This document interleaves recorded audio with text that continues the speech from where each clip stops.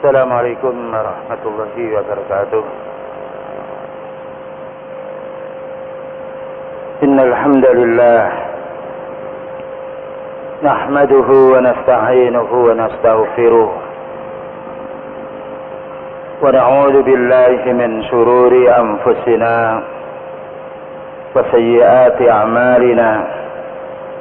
من يهده الله فلا مضل له ومن يضلل فلا هادي له. أشهد أن لا إله إلا الله وحده لا شريك له وأشهد أن محمدا عبده ورسوله. قال الله تعالى: يا أيها الذين آمنوا اتقوا الله حق تقاته ولا تموتن إلا وأنتم مسلمون. وقال النبي صلى الله عليه وسلم: فإن أصدق الحديث كتاب الله وخير الهدى هدى النبي صلى الله عليه وسلم وشر الأمور محدثاتها وكل محدثة بدعة وكل بدعة ضلالة وكل ضلالة في النار. Ayyuhal ikhwah kaum muslimin wal muslimat rahimani wa rahimakumullah. Kajian kita pada malam ini insyaallah membahas akidahnya Al-Imam Abul Hasan Al-Asy'ari. Akidahnya Al-Imam Abul Hasan Al-Asy'ari. Kenapa kita tidak membahas akidah Islamiyah? Kok akidahnya Abul Hasan Al-Asy'ari begini?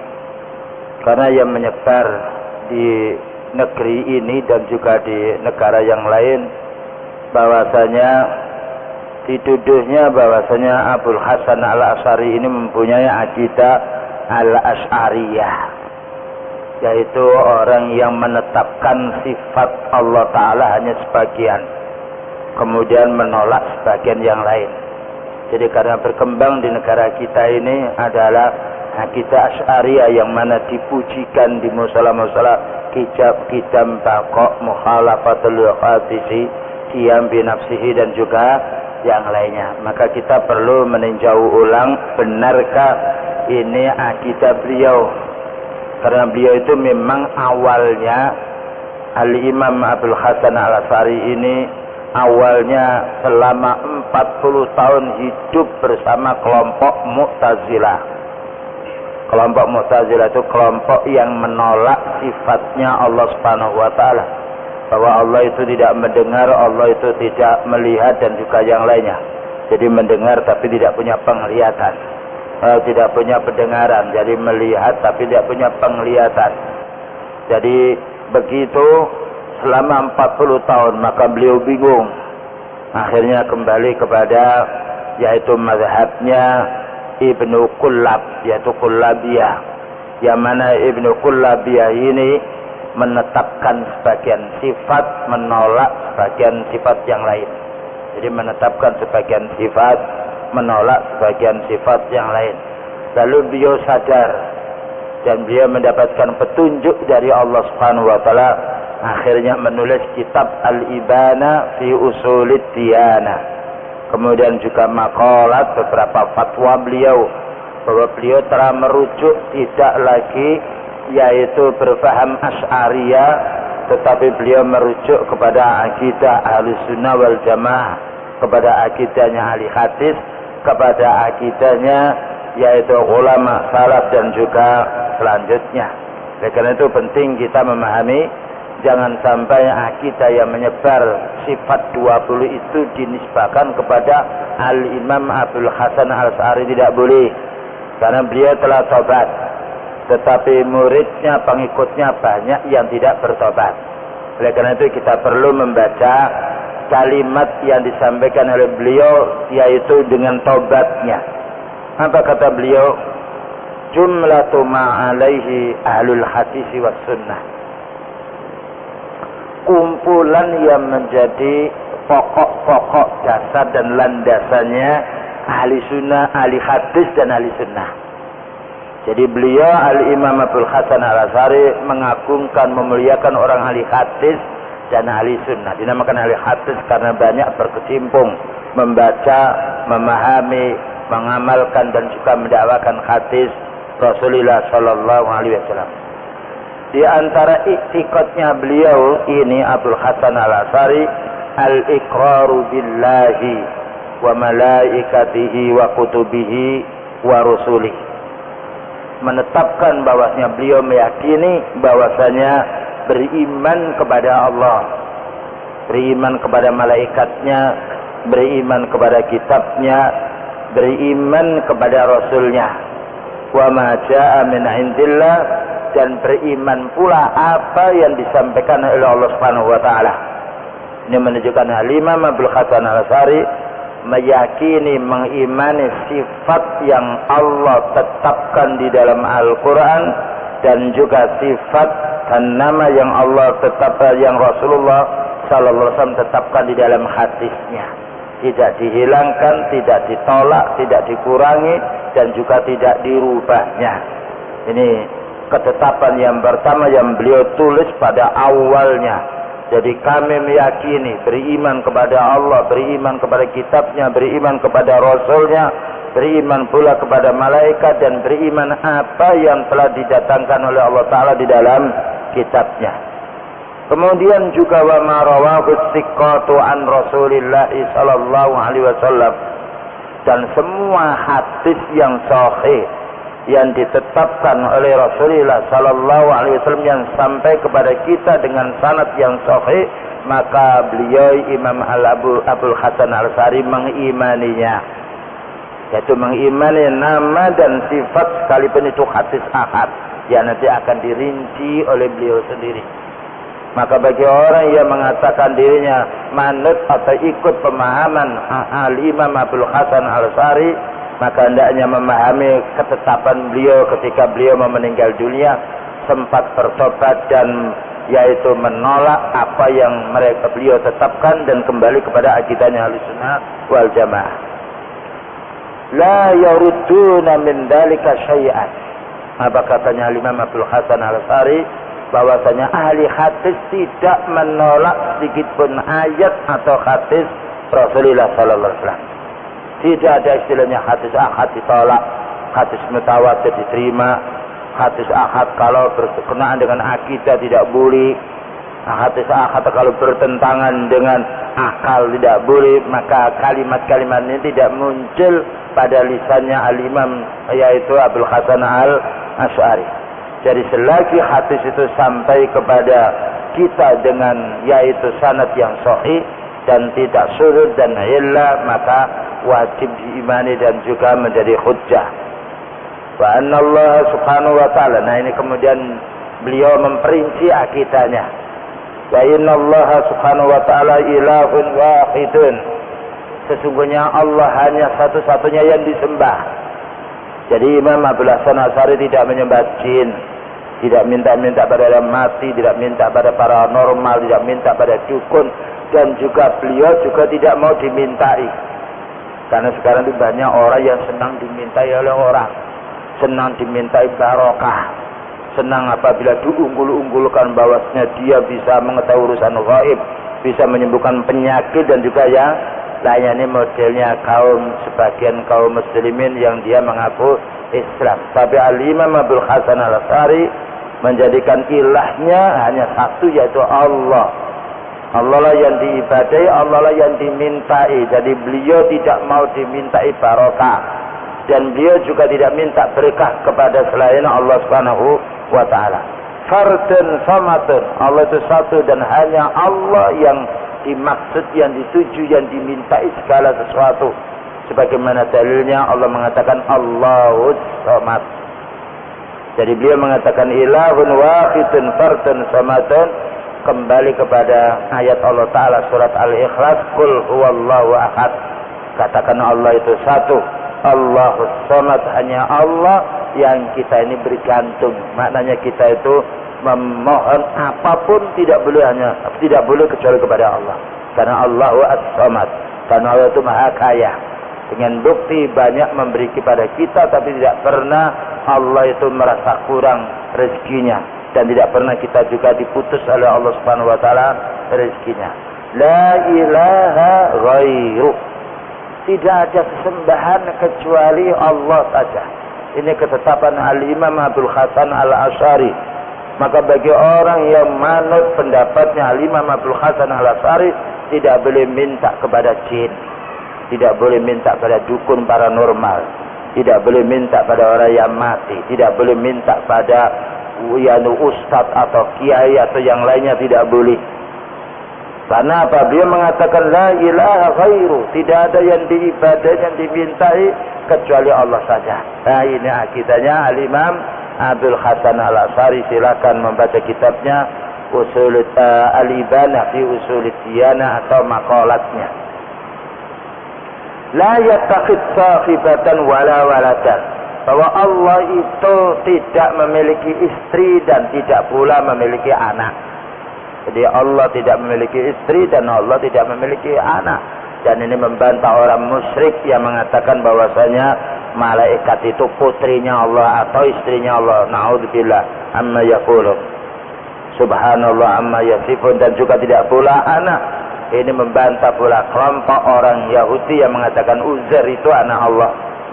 Dan juga membantah pula kelompok orang Nasrani yang mengatakan Yesus itu adalah anak Allah. Maka akidah beliau, akidahnya ahli hadis, akidahnya ahli sunnah, yaitu Al-Imam Abdul Hasan Al-Asy'ari rahimahullahu ta'ala. Dan dalilnya apa? Lam yalid wa lam yulad. Maka Allah itu tidak beranak dan tidak diberanakan. Ini tauhidnya Al-Imam Abdul Hasan Al-Asy'ari. Maka barang siapa yang menisbahkan akidahnya kepada beliau, inilah akidah beliau. Kemudian juga wa anna Muhammadan abduhu wa rasuluh. Ini di antara akidah beliau, yaitu akidah Ahlussunnah wal Jamaah. Sesungguhnya Muhammad itu hamba Allah dan Muhammad itu utusan Allah. Di sini tidak dikatakan wa anna Muhammadan rasul saja, wa anna Muhammadan abduhu wa rasuluh. Sesungguhnya Muhammad itu adalah hambanya dan rasulnya. Yang itulah tahiyat yang kita baca ketika kita membaca doanya, ketika kita membaca sholawat. Dan itulah yaitu ketika orang itu bersyahadat. Dan itulah ketika orang itu sedang dia berzikir. Maka dia menyebut wa anna Muhammadan abduhu wa rasuluh. Apa faedahnya disebut dua? Sesungguhnya Muhammad itu hambanya dan utusannya. Namanya hambanya, dia seperti kita. Ya tidur seperti kita, ya juga perlu makan seperti kita, ya beristri seperti kita, demikian juga pergi sakit, meninggal dunia seperti kita. Maka ini menunjukkan bahwasanya Imam Abdul Hasan Al-Asy'ari dia mengatakan ya hadratal Mustafa, ya hadratan Nabi, ya hadratan Muhammadin, ya al-Hami, ya al-Muhyi. Tidak. Karena dia mengatakan wa anna Muhammadan abduhu. Jadi namanya hamba tidak dipanggil, tidak dimintai, tidak disebut-sebut, yaitu dimintainya. Yang nomor dua wa rasuluh, bahwasanya beliau itu utusan Allah.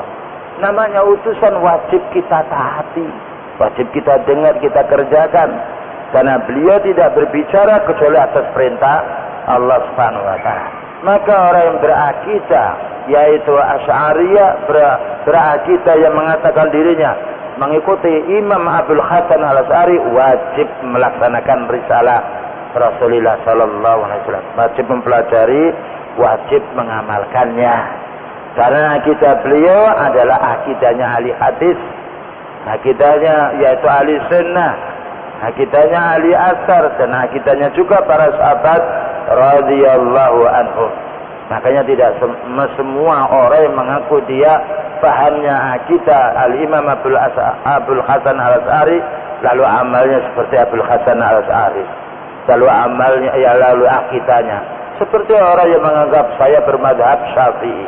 Maka orang yang mengaku bermadhab Syafi'i maka perlu diuji, ditanya kitabnya apa, Imam Syafi'i bagaimana akidahnya, bagaimana ibadahnya. Imam Syafi'i apakah mengamalkan bid'ah? Imam Syafi'i apakah dia minta kepada ahli kubur? Tidak. Maka orang menggolongkan dirinya kepada sesuatu maka perlu ditanya dan perlu dibuktikan keilmuannya, dibuktikan pula perkataannya, dibuktikan pula yaitu amalnya, bahkan juga dibuktikan pula dakwanya. Kalau keyakinannya, perkataannya, kemudian amalnya, kemudian dakwanya seperti Imam Syafi'i, boleh dia mengatakan as-Syafi'iyah atau as-Syafi'iyah. Kami ini adalah pengikutnya Imam Syafi'i. Karena Imam Syafi'i adalah Imam ahli sunnah. Dia di dalam kitabnya Al-Um, dia di dalam kitabnya Ar-Risalah, lihat di dalam kitab Riyadhus Shalihin yang itu ditulis oleh Imam Nawawi rahimahullah, yang menisbahkan beliau ini kepada mazhab furuknya kepada Imam Syafi'i rahimahullahu ta'ala. Kemudian mengatakan wa annal jannata haqqun. Nah, katanya Imam yaitu Abdul Hasan Al-Asy'ari, surga ini sudah ada. Wa annan nara haqqun, dan sesungguhnya neraka ini sudah ada. Nah, ada sekarang orang yang mengaku dia bermadzhab Syafi'i, bermadzhab pula Imam Abdul Hasan Al-Asy'ari, tetapi bahwa mengatakan surga itu belum ada. Nanti kalau sudah ada berarti sia-sia siapa yang menempati. Kalau ada berarti nanti akan hancur, karena Allah berbicara kullu syai'in halikun illa wajhah. Nah, begitu bagaimana caranya waswas syaitan masuk kepada hati manusia yang tidak mau menerima din. Bukti bahwasanya surga ini sudah ada. Pernah Rasulullah SAW masuk di surga. Nah, tapi jangan ditanya bagaimana beliau masuk. Nah, karena beliau tidak menerangkan kepada kita caranya. Tapi beliau menjelaskan, saya pernah masuk surga, maka saya melihat paling banyak penghuni surga ini orang-orang fuqara, orang-orang miskin yang ahli ibadah, dan aku melihat neraka yang paling banyak adalah wanita. Kemudian juga beliau pernah mendengar yaitu gerakan kakinya sahabat Bilal bin Rabah, kakinya yaitu yang masuk surga. Wahai Bilal, aku dengar kakimu itu masuk surga, kamu beramal apa? Wahai Nabi, aku tidak beramal yang banyak, maka setiap wudu, setelah wudu aku sholat 2 rakaat. Ini bukti-bukti yang mana bahwasanya surga itu sudah ada. Tapi jangan mengatakan, lalu bagaimana sekarang, untuk apa? Kita itu tidak disuruh bertanya masalah urusan gaib. Kita itu yang akan ditanya. Kenapa kita tidak bertanya, kami ini kewajibannya apa? Mengapa kita menanya suruh berkah itu untuk apa sekarang? Ada lagi orang menanya, kalau malaikat itu tugasnya menurunkan wahyu, lalu sekarang berarti kan pensiun malaikat Jibril ini. Subhanallah. Menanya suatu hal yang tidak ada hubungannya dengan dia. Mesti yang ditanya itu kita, karena kita itu sudah menuntut ilmu, sudah beramal apa belum. Karena kita akan ditanya. Kita tidak akan ditanya oleh Allah malaikat Jibril itu pekerjaannya apa sekarang. Kita ditanya tentang nikmat yang Allah berikan kepada kita, yang mana Allah berfirman, la tus'alunna yawma idzin 'anil na'im. Kalian akan ditanya tentang nikmat yang Allah berikan kepadamu. Jadi kita menanya, Allah memberi waktu untuk saya ini untuk apa? Sudahkah aku ini bisa menjawabnya ketika Allah nantinya mau bertanya? Ini pentingnya kita menanya kepada diri sendiri. Ya, sudahkah kami ini sholat, sudahkah kami ini beramal, sudahkah menghentikan maksiat, sudahkah kami ini menuntut ilmu? Itu ada baiknya, karena bermaksud untuk meningkatkan amal kita. Karena orang meninggal dunia tidak ada yang dibawa kecuali yaitu amalnya yang soleh. Ya. Dan dalil pula di dalam ayat Al-Quran, Allah mengatakan bahwa surga itu sudah ada, u'iddat lil muttaqin. Surga ini disediakan. Maknanya sudah disediakan, sudah ada untuk orang yang bertakwa. Kemudian juga Allah berfirman untuk neraka, u'iddat lil kafirin. Neraka ini sudah ada, disediakan untuk orang kafir. Namun jangan tanya untuk apa sekarang, bagaimana kita dalam masalah urusan gaib. Sami'na wa ata'na, amanna, kita beriman dan juga kita yakin dan juga kita istislam, maknanya menerima, menyerah. Wa anna as-sa'ata 'atiyatun la riba fiha. Katanya Al-Imam Abdul Hasan Al-Asy'ari bahwasanya hari kiamat itu pasti akan tiba dan tidak ada keraguan di dalamnya. Nah, ya. Saya ini pokok-pokok yang disampaikan oleh Al-Imam Abdul Hasan Al-Asy'ari rahimahullah. Kenapa disebut surga? Kenapa disebut neraka? Kenapa disebut hari kiamat? Supaya kita ini punya persiapan bahwa kita mati ini Tidak begitu saja seperti matinya binatang atau yaitu tanaman yang lainnya yang tidak ada urusan. Bahwa kita meninggal dunia ada kalanya orang itu masuk surga atau masuk neraka. Tidak ada tempat yang ketiga. Imma ada kalanya masuk surga, kalau tidak masuk surga masuk neraka. Maknanya supaya kita beramal. Jangan seperti orang kafir yang tidak beriman adanya surga dan neraka, dianggap hidup ya hidup di dunia ini. Itu orang kafir. Kita beriman. Maka orang yang meyakini adanya surga itu benar, adanya surga itu kekal, maka dia akan beramal karena dia berharap surganya Allah Ta'ala. Berbeda dengan orang sufi, beramal tidak boleh berharap surga. Makanya mereka malas. Ibadah mereka itu kadang kala.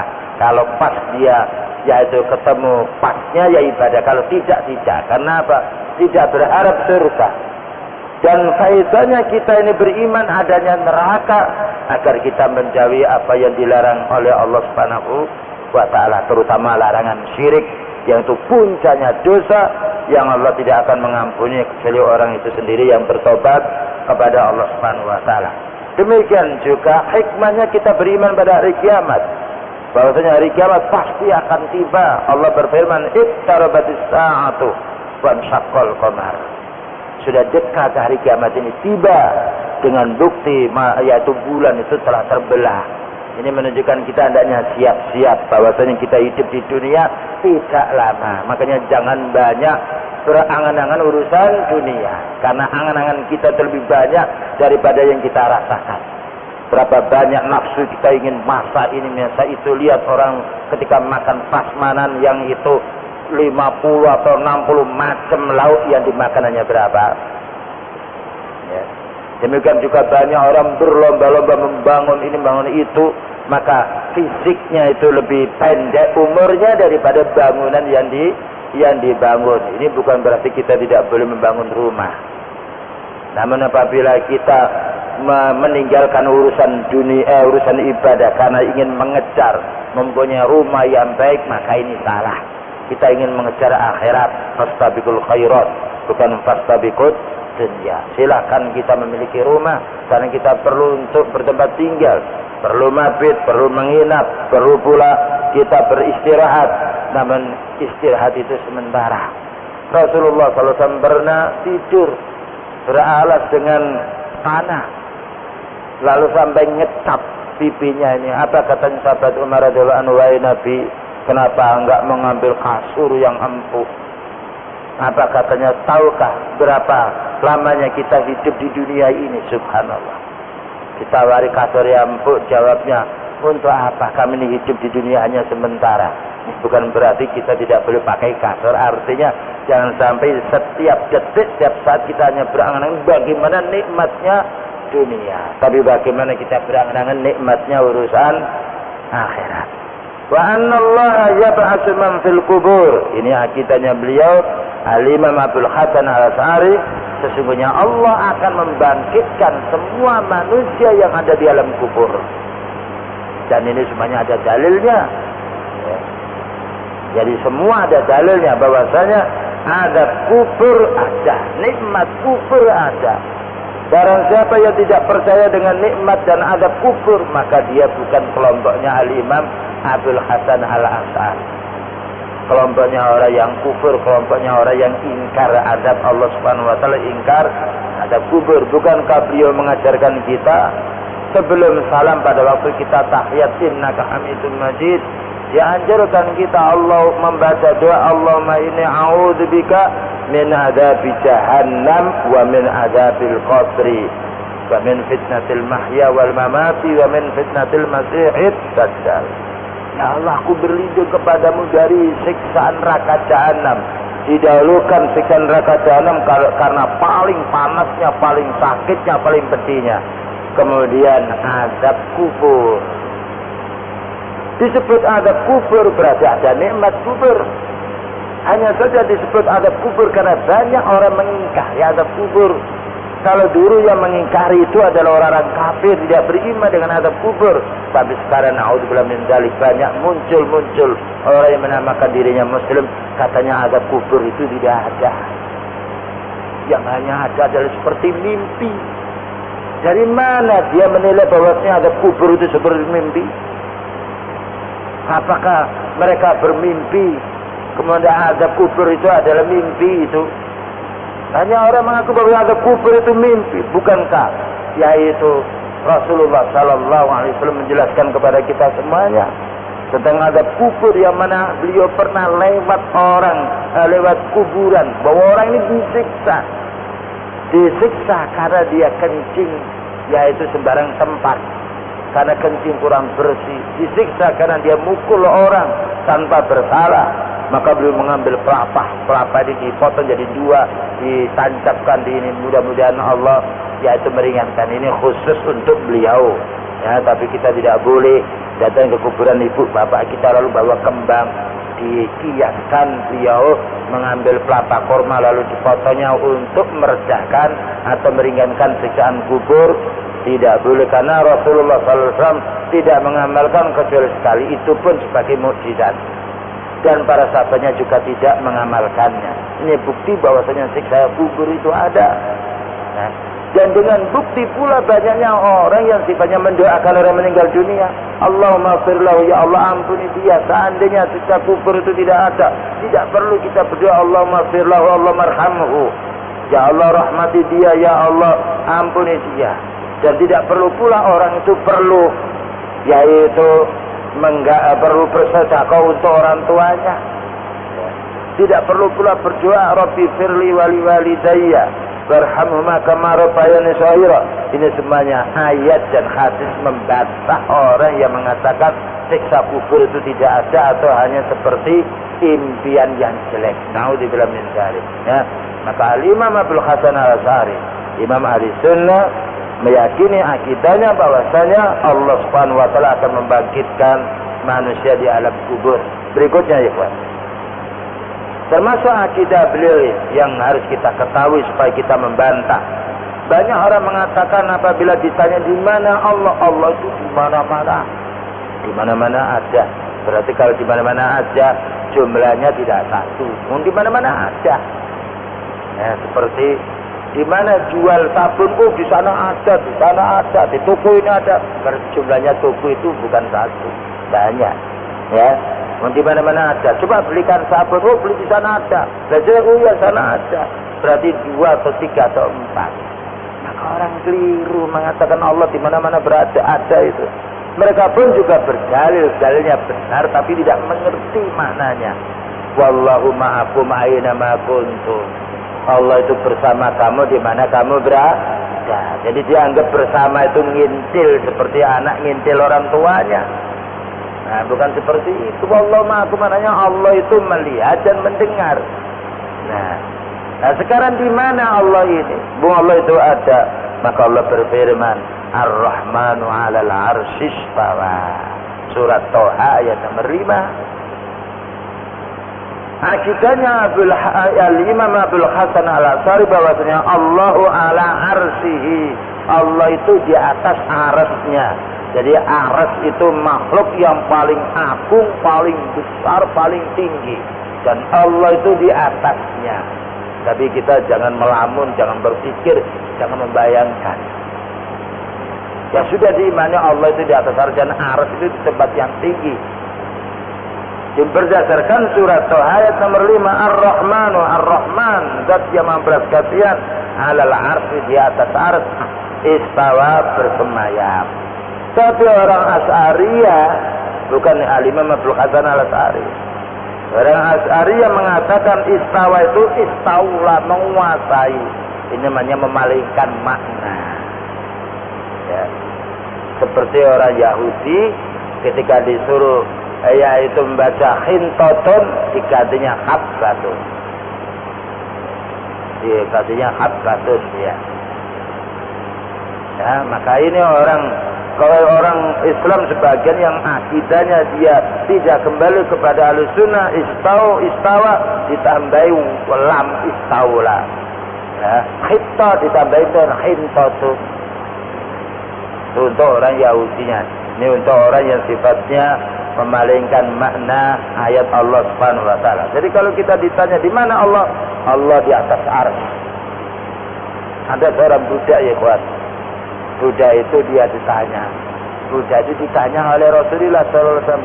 Di mana Allah itu? Allah di sana. Allah itu di atas langit. Siapa saya? Kamu adalah utusan Allah. Apa katanya beliau? Merdekakan dia Muslim. Merdekakan dia Muslim. Kalimat yang pendek, subhanallah. Belaka saja beliau. Begitu budak merdekakan dia Muslim. Ya, kalau budak mengerti Allah itu di atas langit, di atas arat.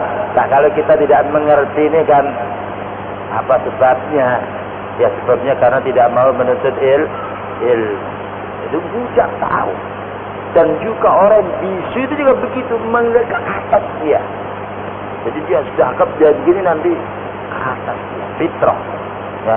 Orang pun apabila dia sudah bagaimanapun dia sudah panik yang lainnya, maka mengarah ketika dia berdoa kepada atas, ke arah yang atas. Jadi Allahu alal arsis tawa. Ini akidahnya Al-Imam Abdul Hasan Al-Asy'ari rahimahullah. Kalau ada orang mengatakan bahwasanya Allah itu menguasai arsy, maka ini bukan akidahnya Ahlussunnah wal Jamaah, bukan akidahnya Abdul Hasan Al-Asy'ari, tapi akidahnya Asy'ariyah, akidahnya orang yang sifatnya mengikuti hawa nafsu. Kemudian juga beliau mengatakan wa anna lahu yadaini bila kaifa. Sesungguhnya Allah itu memiliki dua tangan, tapi jangan menanya bagaimananya. Ya Allah memiliki dua tangan, ini akidahnya Al-Imam Abdul Hasan Al-Asy'ari dengan dasar ayat surat 75. Khalaqtu biyadayya, maka aku ciptakan dengan dua tanganku. Demikian juga Allah berfirman di dalam surat Al-Maidah 64, bal yadahu mabsutatani, tetapi dua tangan Allah itu terbentang. Jadi Allah itu punya dua tangan, namun jangan menanya bagaimana. Karena kita hanya dikabari oleh Allah, tidak ditunjukkan ini loh tangan saya. Kita itu hanya dikabari bahwa Allah memiliki tangan, ya. Dan tangan Allah tidak sama dengan tangan manusia, karena Allah berfirman walam yakul lahu kufuwan ahad, bahwasanya Allah itu tidak sama dengan sesuatu. Dan Allah juga berfirman laisa kamitslihi syai'un, bahwasanya Allah itu tidak sama dengan sesuatu. Jadi Allah punya tangan, namun kita tidak boleh menanya bagaimana, tidak boleh pula menghilangkannya, tidak boleh pula menakwilkan. Menakwilkan itu memalingkan maknanya. Seperti kelompok Asy'ariyah, tangan itu jangan diartikan tangan. Tangan Allah itu artikan saja yaitu nikmat. Jadi tangan diartikan nikmat. Ada lagi tangan diartikan kudra. Kudra kekuasaan lain dengan tangan. Ada orang tidak punya tangan tapi berkuasa dia. Ada yang punya tangan tapi tidak mampu dia jadi tangan, dia tangan.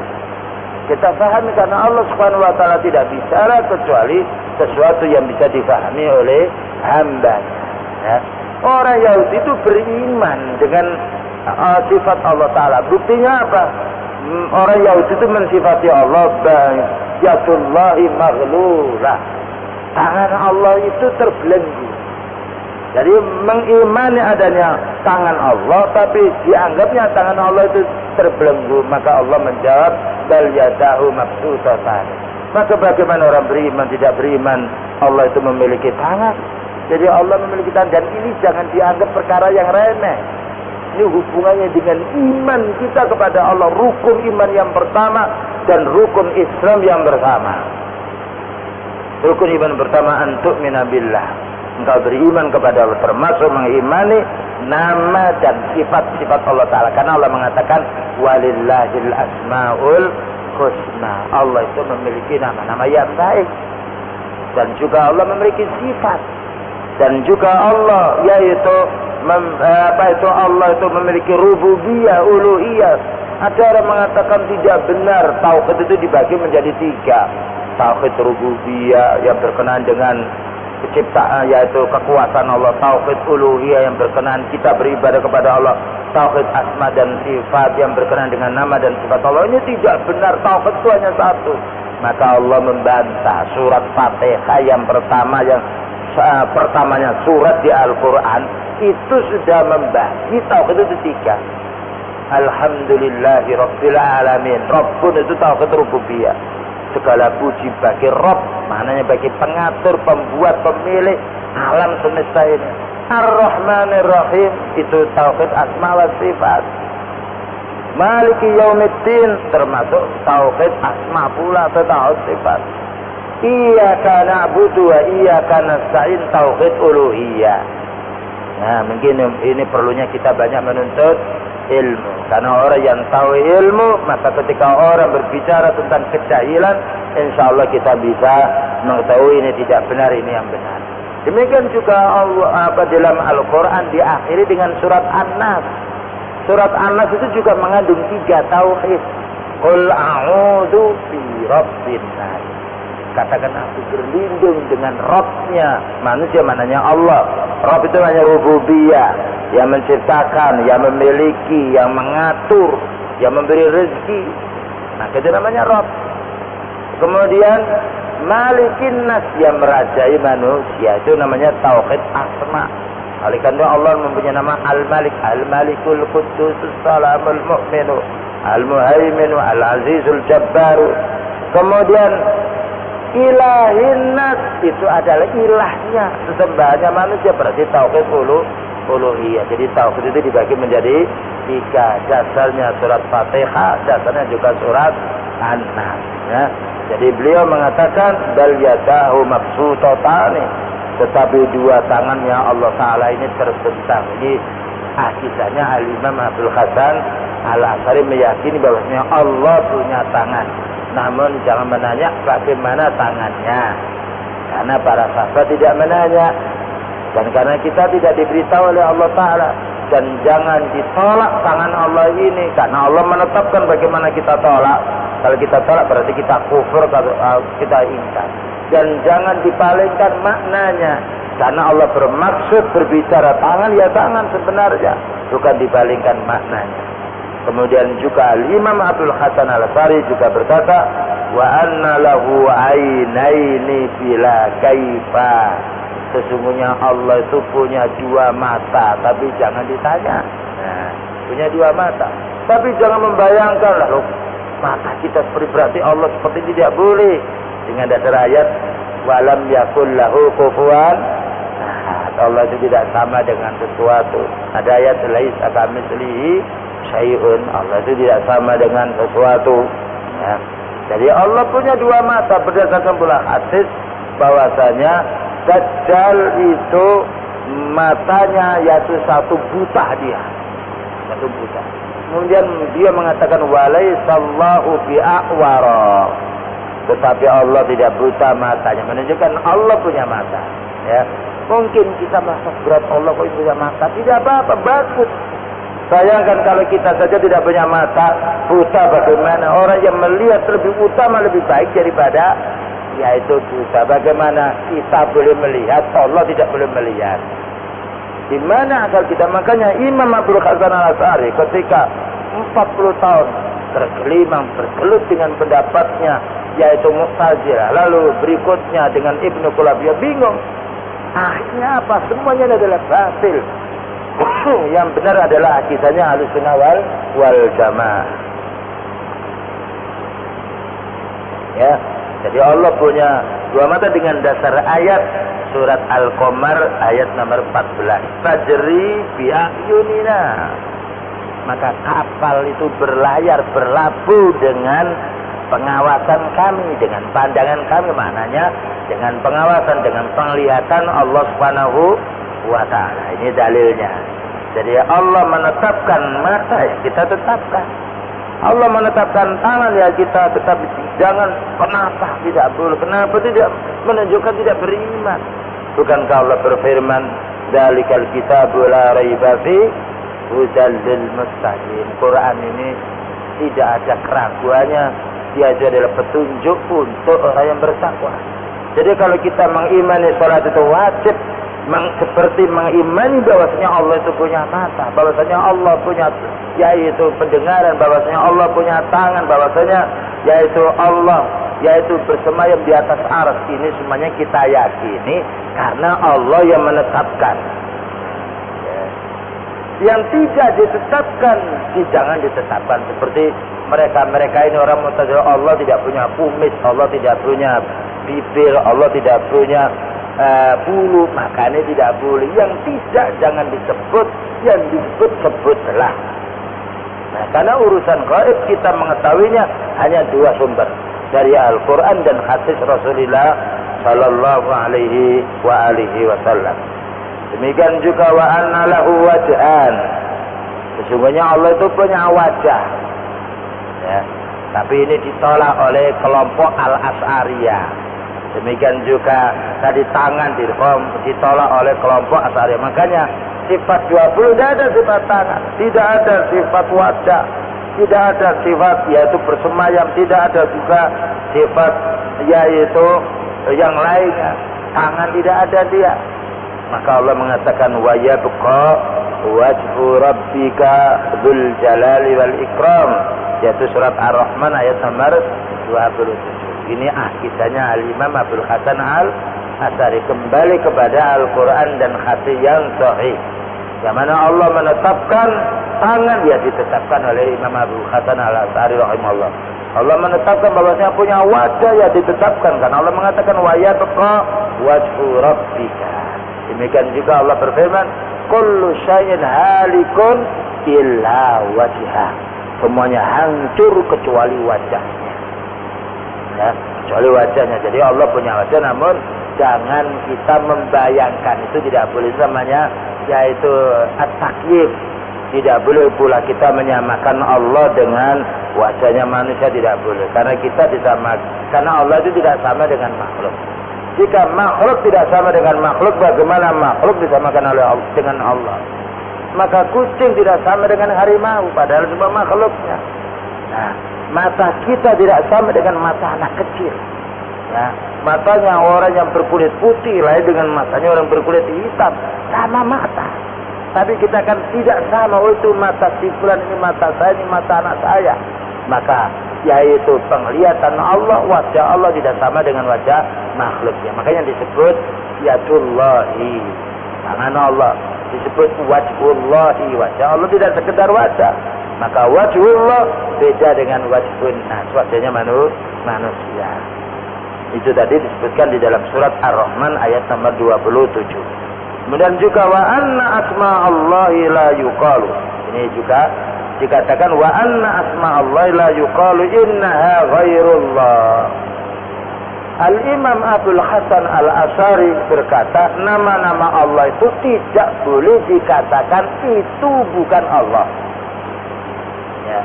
Nama-nama Allah Ta'ala tidak boleh dikatakan itu bukan Allah. Jadi kalau kita menyebut Ar-Rahman, itu adalah Allah. Jangan dikatakan Ar-Rahman itu bukan Allah. Nah, orang Asy'ariyah yang dulu, ya, bahkan juga pada zaman sekarang, Ar-Rahman itu bukanlah Allah. Nah, ada lagi yang sifatnya keterlaluan lagi. Semua yang ada, yang wujud ini adalah Allah, sehingga dirinya dia mengaku Allah. Na'udzubillah min dzalik, ini kelompok sufi.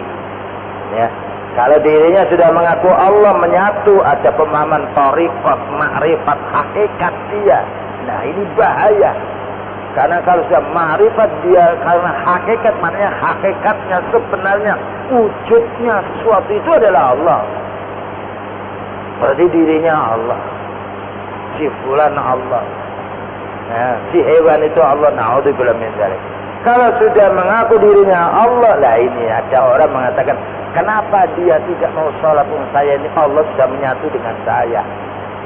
Yang memerintahkan sholat kan Allah, kan sedangkan diri saya sudah hakikatnya Allah. Dia tidak sholat, dia tidak siam, dia tidak haji, dia tidak yang, tapi minta disebut wali, ya, minta disebutnya waliullah. Demikian juga mereka berbuat zina, mereka juga berbuat maksiat. Kenapa alasannya? Karena yang melarang zina itu Allah, sedangkan dirinya sudah Allah. Na'udzubillah min dzalik. Ini juga pemahaman yang sifatnya pemahaman yang berbahaya, melebihi dari pemahamannya orang Yahudi yang hanya bertuhan dua.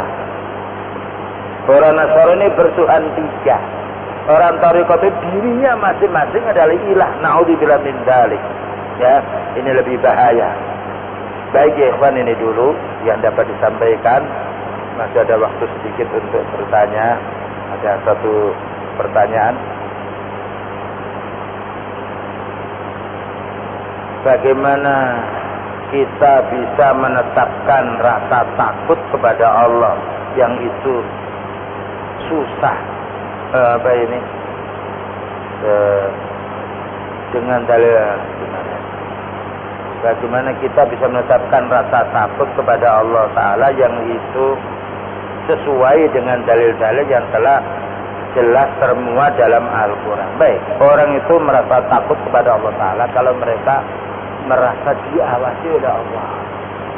Jangan merasa diawasi oleh manusia. Makanya puncaknya ibadah.